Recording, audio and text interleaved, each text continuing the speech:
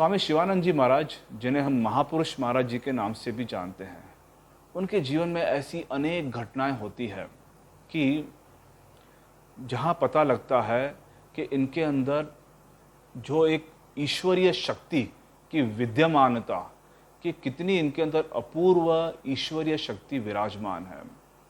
एक बार की बात है कि सेना विभाग के एक डॉक्टर, जिनका नाम था डॉक्टर नाग, उनकी हाल ही में शादी हुई थी, विवाह हुआ था, और उनका और उनकी जो तरुण पत्नी है, उनका दाम्पत्य जीवन बहुत ही अच्छा चल रहा था। एक बार क्या होता है कि उनकी पत्नी रसोई घर में काम करते करते कुछ ऐसी दुर्घटना हो जाती है और वहाँ पर उनकी साड़ी जल जाती है, और देखते ही देखते उनकी पत्नी को पूरी, माने कह सकते कि आग की लपटों में आ जाती है। और डॉक्टर नाग उस समय वहीं पर ही रहते हैं, किंतु वे अपनी पत्नी को बचा नहीं पाते हैं और उनकी पत्नी की मृत्यु हो जाती है।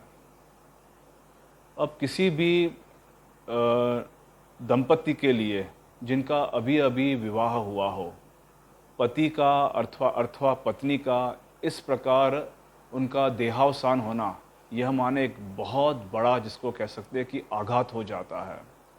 तो डॉक्टर नाग, वे अपनी आंखों के सामने देखते देखते वे अपनी पत्नी को बचा नहीं सके, चाहे जो कोई भी कारण हुआ हो उस समय, और वे अपनी पत्नी से बेतहाशा प्रेम करते थे, बहुत प्रेम करते थे।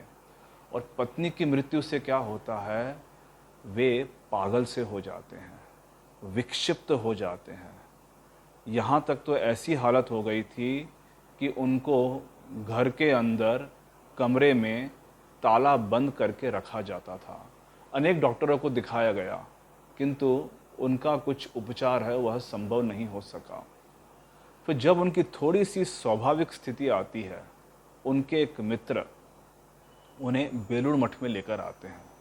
बेलूर मठ में तत्कालीन संघाध्यक्ष होते हैं स्वामी शिवानंद जी महाराज, जिन्हें हम महापुरुष महाराज कहते हैं। तो ये जो सज्जन जब स्वामी शिवानंद महाराज जी से मिलने के लिए आते हैं, और मिलने के पहले ही वे रोने लगते हैं बहुत, और जब वे स्वामी शिवानंद महाराज जी के सामने आते हैं, वे और भी फूट फूट कर रोने लगते हैं। तो महापुरुष महाराज उनसे पूछते हैं, स्वामी शिवानंद जी महाराज उनसे पूछते हैं कि अरे तुम रो क्यों रहे हो, तुम्हें क्या दुख है। तब वे कहते हैं कि मैं अपनी पत्नी को बहुत प्रेम करता था, मेरा विवाह हुए कुछ ही दिन हुए थे, और मैं इतना उससे प्रेम करता था, उसको जो वस्तु चाहिए होती है मैं हमेशा उसकी हर एक आवश्यकताओं के लिए तत्पर रहता था।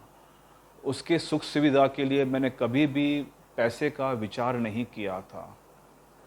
पर वही मेरी जो पत्नी है, मेरे सामने ही उसकी मृत्यु हो जाती है, और अब मुझे सतत मेरी पत्नी की याद आती है।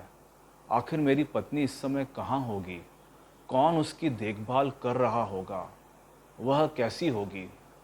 अब देखिए, होता क्या है कि जब यही प्रश्न हमसे कोई आके पूछता है कि स्वामी जी कोई ऐसे मेरे सज्जन, कोई मेरे से स्वजन परिजन हैं, उनकी मृत्यु हो गई है, तो हम उनको क्या कहते हैं कि ऐसे हम उनको दिलासा देने के लिए कह देते हैं, अरे देखो भगवान तो है ही, भगवान सबको देख रहे हैं। यह सामान्य उत्तर हम सभी लोग देते हैं, पर क्या उसका कुछ परिणाम होता है? उसका शायद ही कुछ परिणाम होता है।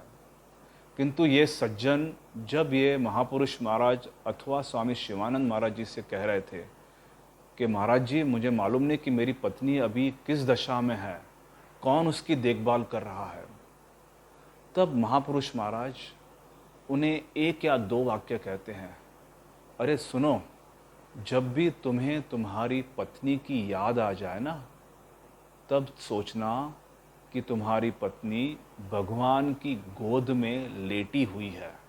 तुम्हारी पत्नी भगवान की गोद में लेटी हुई है, और भगवान से अधिक उनकी फिक्र करने वाला कौन है? हम उनकी अधिक देखभाल कर सकेंगे कि भगवान उनकी अधिक देखभाल करेंगे? महापुरुष महाराज जी ने खाली इतना ही कहा, और आश्चर्य की बात, उस दिन के बाद से उनके जीवन में आमूल चूल परिवर्तन आ गया।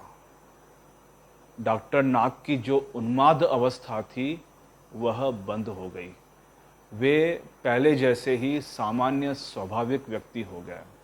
इसके कुछ दिनों के बाद वे हमारे मायावती स्थित आश्रम में जाते हैं और तब वहाँ के एक स्वामी जी से वे कहते हैं कि सचमुच में महापुरुष महाराज जी ने उस दिन जो मुझे विचित्र बात कही कि तुम्हारी पत्नी गई कहाँ पर है, तुम्हारी पत्नी तो भगवान की गोद में लेटी हुई है।